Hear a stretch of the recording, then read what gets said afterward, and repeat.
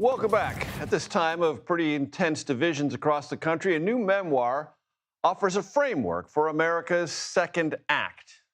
In A Venn Diagram of One, an American story, Lenny McAllister shares his vision for restoring the American dream through hope, action, and the power of the pivot. Here is part of our conversation.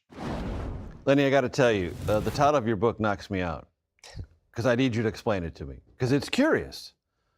Venn diagram of one. Yes. That's not what they're supposed to be. Help me understand. Well, it's twofold. Number one, my book, it looks like a political book, it looks like a public policy book, but it's actually a memoir. It's a civic roadmap. It's a memoir of my life, and it's a love letter to the American experiment. But it talks about my life as a Venn diagram of one. Somebody that can work at the RNC under Michael Steele, also work at Rainbow Push with the late Jesse Jackson Sr. Somebody that can work with the NAACP, but also go to Tea Party events. Somebody that's comfortable talking about domestic violence and the scourge of domestic violence, but also talk about school choice. Someone who's been at CPAC, but can also talk to the ACLU. Yes, exactly. For example, I had a project, I talk about it in the book, where I'm working with Americans for Prosperity and the ACLU on criminal justice reform, and being the linchpin that allows both sides to talk to each other. Another example in a Venn diagram of one, I talk about the Tea Party group working with old Black Panthers on the south side of Chicago to talk about education reform for poor African Americans on the south side of Chicago. To be able to be that individual and be comfortable doing that. There's not a lot of people that do that, Major. That, in essence, is the Venn diagram of one. But what I also wanted to take was the fact that in me doing that, it highlights the example of what America is. America, as a nation, is a Venn diagram of one. It's an overlaying of different subcultures over and over with different iterations of Americans coming in and being part of our fabric, from Western Europe at the beginning of the 20th century to people that are coming here today and making the definition of America unique. In essence, that unique Venn diagram of one as a nation.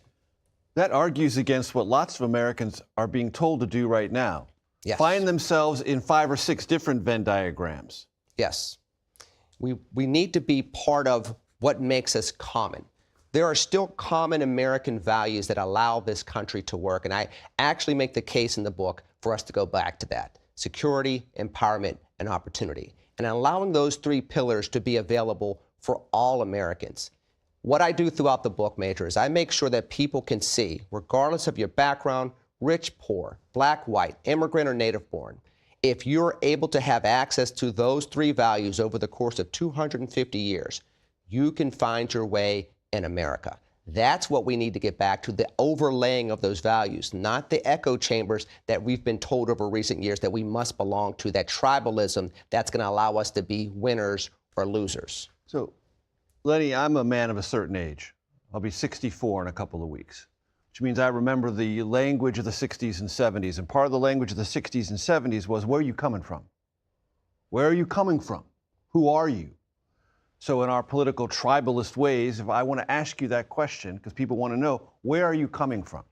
Are you Trump light Republican? Are you Democrat? Are you independent? Are you estranged? Where are you? What do you come? When you talk about this book and your experiences in your life, where are you coming from now? I think first and foremost, Major, I come from it from a perspective of being a child of God. I come to it as a perspective of being an American, being a proud African American, and then living out certain values with those 3 identities first. Then subsequent to that, because I am a Black Republican, what do I stand for, both with the history of the Republican Party in tow, but also what the future of the Republican Party should be, standing up for constitutional conservatism, making sure that civil rights are something that we make sure that all Americans enjoy. Those are the identities I try to lean on, less about so where the does current Trump identity. Figure into that? Certain policies we agree upon. I would say that the school choice aspect of what the Trump administration's both Part 1 and Part 2 tried to emphasize, I do enjoy. Other things I would definitely say, there are things I push it back against. I don't think tariff wars are good things when it comes to free market principles.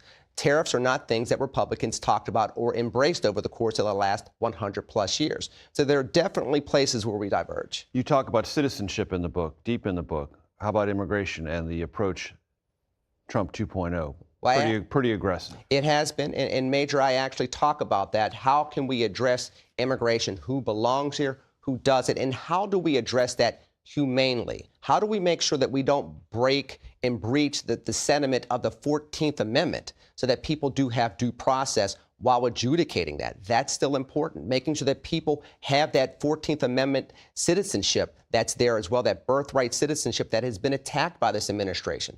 I argue in the book, A Venn Diagram of One, that this has been long established, and we need to make sure that that citizenship is secure. That's one of the pillars I talk about. Security of citizenship, so that people, once they can stand upon that foundation, they can then go chase that empowerment and that opportunity they're looking for in America.